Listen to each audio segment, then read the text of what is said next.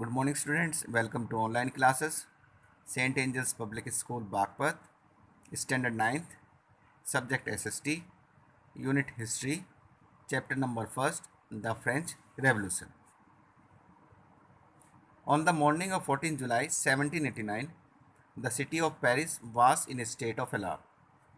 तो 14 जुलाई 1789 की सुबह जो पेरिस शहर है यहाँ के जो हालात हैं काफ़ी तनावपूर्ण थे.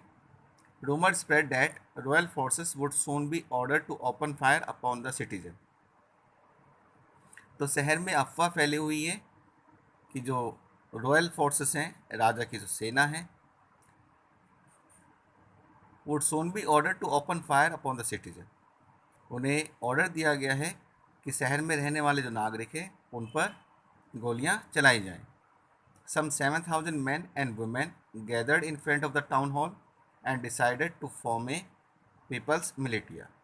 तो लगभग 7,000 आदमी और औरतें टाउन हॉल के सामने इकट्ठा हुए और इन्होंने मिलकर डिसाइड किया, निर्णय लिया कि एक लोगों की सेना तैयार की जाए. They broke into A number of government building in search of arms. इसके बाद ये लोग बहुत सारी सरकारी इमारतों में घुसे, तोड़फोड़ की. ये लोग हथियारों की तलाश कर रहे थे. Finally A group of several hundred people March towards the Bastille. आखिरकार कुछ सौ लोग बास्टिल किले की तरफ को पहुंचे. A royal armoury and the state prison filled with arms and immunisation. ये लोग बास्टिल किले की तरफ को पहुंचे. ये सेना का शस्त्र भंडार था जहां पर हथियारों को रखा गया था और एक जेल भी थी जहां पर कैदियों को रखा जाता था. ये बास्टिल किला हथियारों से भरा हुआ था. In the armed fight that followed the commander of the Bastille was killed and the prisoner.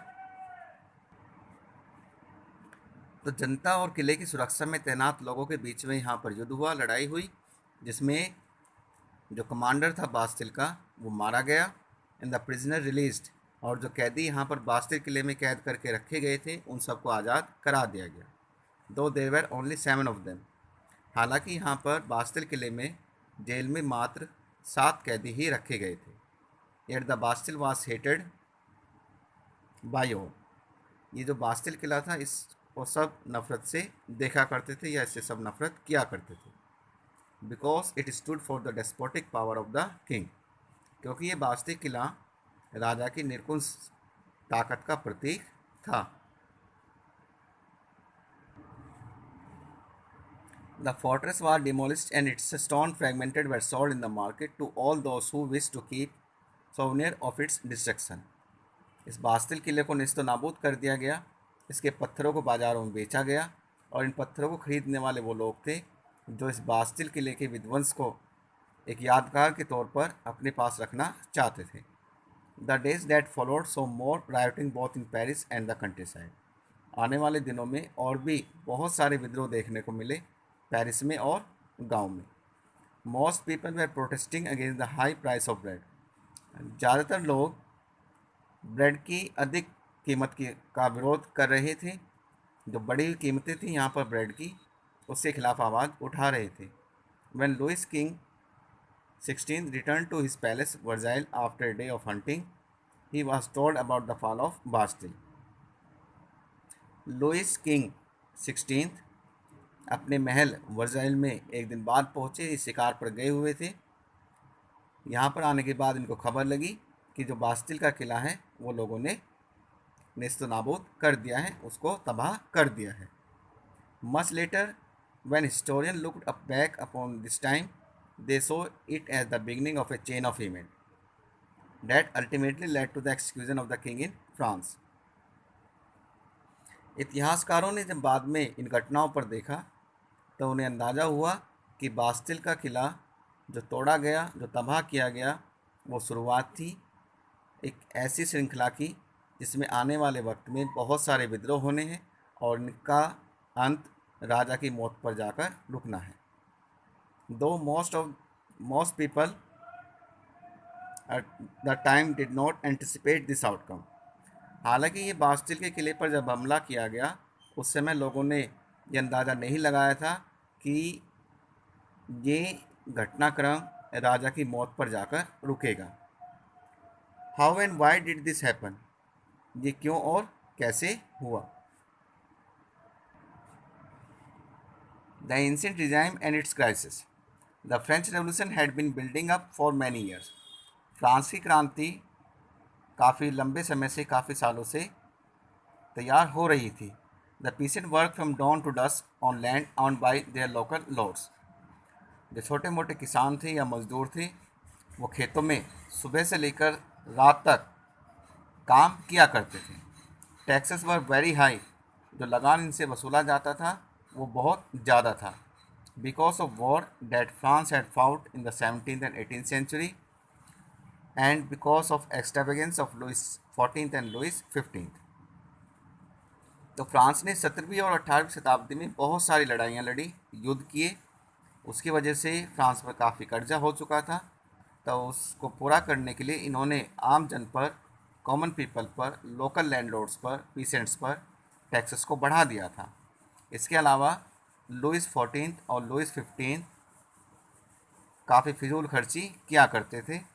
तो उन फिजूल खर्ची को पूरा करने के लिए आम जनता पर काफ़ी ज़्यादा टैक्स लगा दिए गए थे। Causes of the French revolution. Wars and economic crisis. In 1774, when Louis XVI ascended the throne, he found an empty treasure. 1774 में लुई 16 सिंहासन पर बैठे, गद्दी पर बैठे, फ्रांस के राजा बने।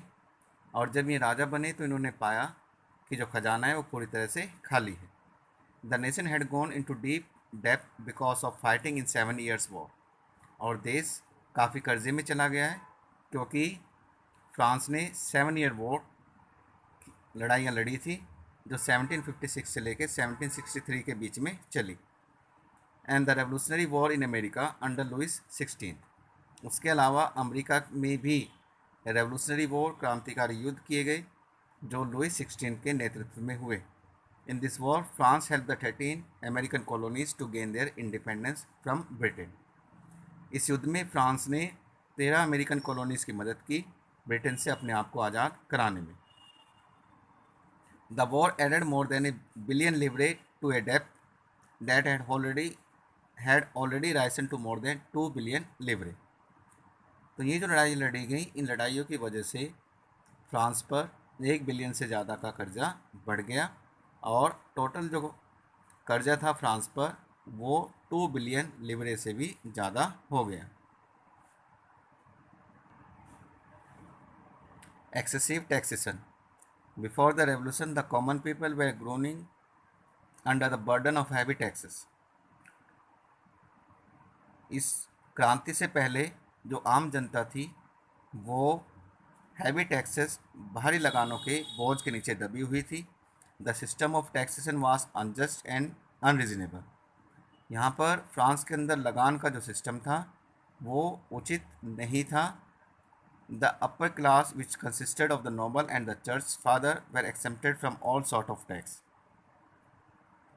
जो अपर क्लास के लोग थे जिसमें नोबल और चर्च फादर शामिल थे, उन्हें किसी भी तरह का लगान नहीं देना पड़ता था। The burden of the taxation was pass on to the masses whose life was one of the misery, starvation and humiliation. जितना भी लगान था वो सारा का सारा लगान आम जनता से वसूला जाता था, जिनका जीवन पहले ही तकलीफ़ों से भरा हुआ था, भुखमरी से भरा हुआ था। The expenditure of the government was ever increasing on account of useless war and स्ट्रगमेंट्स ऑफ रूलर्स। सरकार के जो खर्चे थे वो निरंतर बढ़ते जा रहे थे क्योंकि फ्रांस बेवजह की लड़ाइयाँ लड़ रहा था और फ्रांस के जो राजा थे, शासक थे, वो बहुत ज़्यादा फिजूल खर्ची किया करते थे।